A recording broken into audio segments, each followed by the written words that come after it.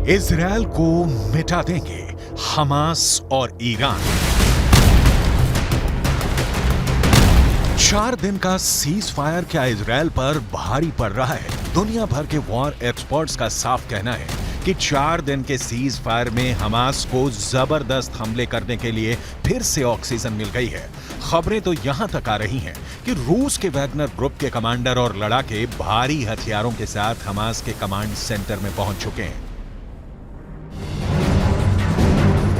जबकि चीन ने इस दौरान हमास की सुरंगों में ऐसे खुफिया नेटवर्क बना दिए हैं जो इजरायली टैंकों और पैदल सेना के लिए काल साबित होंगे। जबकि दूसरी तरफ ईरान ने हमास को नई तरह की सैकड़ों मिसाइलें, लंबी दूरी के रॉकेट और भारी हथियारों की एक बहुत बड़ी खेप गाजा पहुंचा दी है। दावा तो यहां तक किया गया है कि ईरान ने अरब और मुस्लिम देशों को साफ साफ कह दिया है कि हम सीज फायर की आड़ में इजरायल के खूनी गुनाहों को रत्ती भर माफ नहीं करेंगे और इजरायल पर 7 अक्टूबर जैसे दर्जनों भीषण हमले होंगे।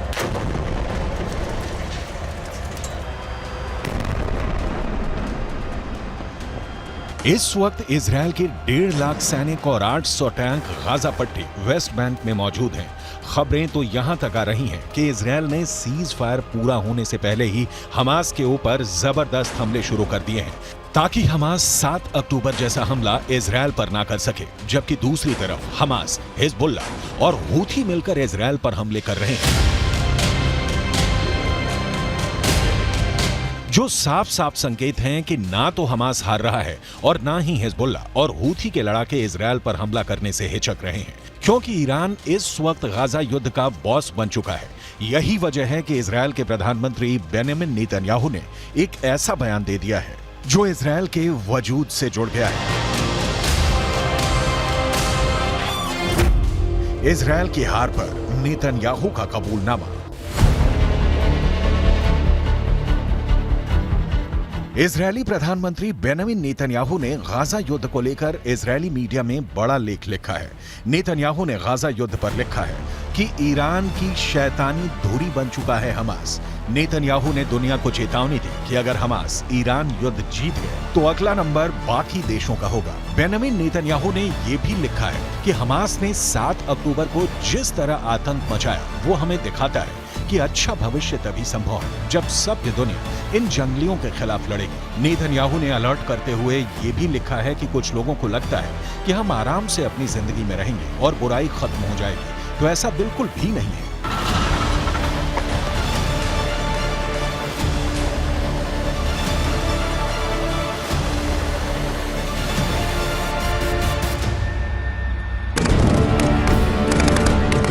गाजा में अब तक 15,000 के करीब लोग मारे जा चुके हैं। इजरायली सेना और इजरायली सरकार दोनों ही इस वक्त भयंकर प्रेशर में है। एक तरफ हमास का पूरी तरह से खात्मा करने का दबाव इजरायल की 3 लाख की सेना पर है, तो वहीं दूसरी तरफ इजरायल की नेतन्याहू सरकार पर अंतर्राष्ट्रीय दबाव बढ़ता जा रहा है कि वो अपने हमले बंद करे, जंग को रोके। लेकिन इधर जंग को अंजाम तक पहुंचाने का जुनून इजरायल पर बहुत भारी पड़ रहा है। जबकि दूसरी तरफ ईरान के सुप्रीम लीडर अली खामनेई ने इजरायल को धमकी दे दी है कि ईरान गाजा में गिराए गए इजरायल के एक एक बम और लाशों का पूरा हिसाब इजरायल से लेगा और इजरायल को गाजा में खून खराबे की कीमत चुकानी पड़ेगी। देखिए ईरान के सुप्रीम लीडर ने क्या कहा है। ईरानी सर्वोच्च नेता अली खामनेई ने एक्स पर एक पोस्ट में इजरायल को गाजा युद्ध पर चेतावनी दी है। अली खामनेई ने लिखा है कि गाजा पट्टी में आईडीएफ के हमले पर तगड़ा जवाब जरूर मिलेगा। खामनेई ने लिखा है कि गाजा में इजरायल की भीषण बमबारी उस करारी हार की भरपाई नहीं कर पाएगी जिस करारी हार का सामना इजरायल को 7 अक्टूबर को करना पड़ा था। ईरानी सर्वोच्च नेता अली खामनेई ने दावे के साथ लिखा है कि इजरायल अमेरिका के समर्थन के बिना कुछ भी नहीं है और कुछ ही दिनों में इजरायल चुप होने को मजबूर हो जाएगा। इजरायल की हार पर नेतन्याहू का कबूलनामा।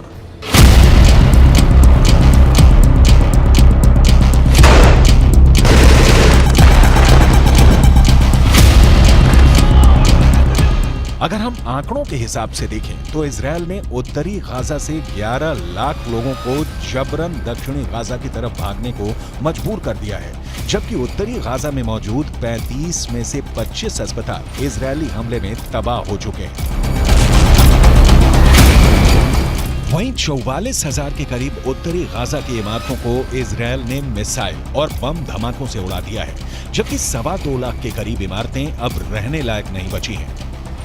लगभग 10,000 हमास लड़ाके अब तक इजरायली सेना मारने का दावा कर चुकी है, लेकिन जबरदस्त प्रेशर में 4 दिन का सीज फायर इजरायल की 1.5 महीने की मेहनत और जीत पर पानी फेर रही है। इसीलिए इजरायली सेना के टॉप कमांडरों ने कहना शुरू कर दिया है कि सीज फायर के दौरान इजरायली सेना भीषण हमले की जबरदस्त तैयारियां कर रही है। इजरायली सेना के प्रवक्ता रियर एडमिरल डैनियल हगारी ने साफ साफ कहा कि हम सीज फायर में हमास पर भीषण हमले की तैयारी में जुटे हैं। इजरायल को मिटा देंगे हमास और ईरान। במהלך ימי ההפוגה, צה"ל ישלים את ההיערכות ואת המוכנות לשלבי המלחמה הבאים. כוחות צה"ל מוכנים ודרוכים בכל הזירות. המדיניות שלנו ברורה. נפעל כנגד כל איום למדינת ישראל.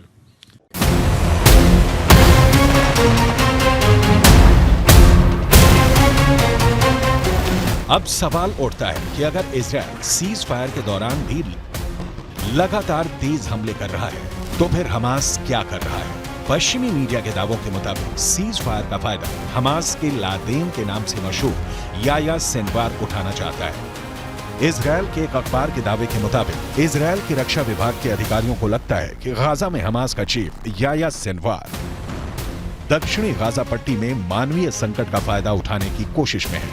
इस रणनीति के तहत खान यूनुस का लादेन कहा जाने वाला याया सिनवार इजरायली रक्षा बलों पर इतना अंतर्राष्ट्रीय दबाव डालना चाहता है कि आगे अपने अभियान को तेज न कर सके। खान यूनुस ही सिनवार का मुख्य कमांड सेंटर है। माना जा रहा है कि दबाव में इजरायली सेना अपेक्षाकृत सीमित ऑपरेशन के लिए तैयार हो सकती है, जिससे हमास को कोई खास नुकसान नहीं होगा।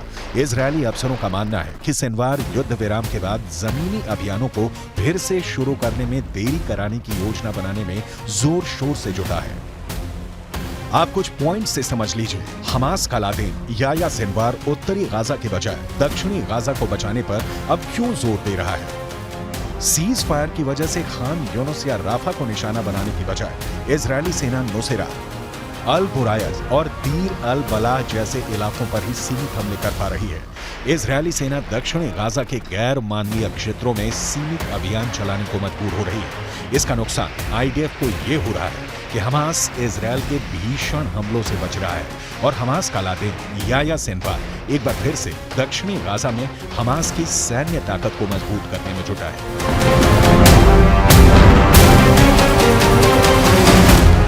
इजरायल को मिटा देंगे हमास और ईरान।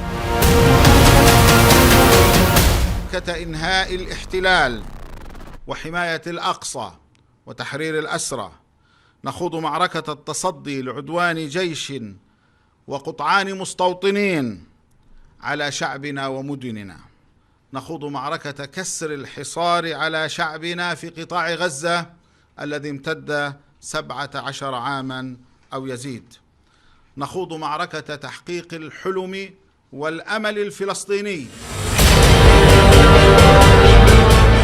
इस वीडियो में दिखाया गया है कि हमास के लड़ाके अचानक तबाह इमारतों से बाहर निकलकर आरपीजी फायर कर रहे हैं या फिर टैंकों पर सीधे रॉकेटों से हमले कर रहे हैं, जबकि जमीन पर इजरायली सेना का एक भी पैदल सैनिक नहीं दिख रहा है। इजरायली सेना पूरी तरह से या टैंक के अंदर है या फिर किसी बख्तरबंद वाहन के अंदर हमास के लड़ाकों से जंग कर रही है।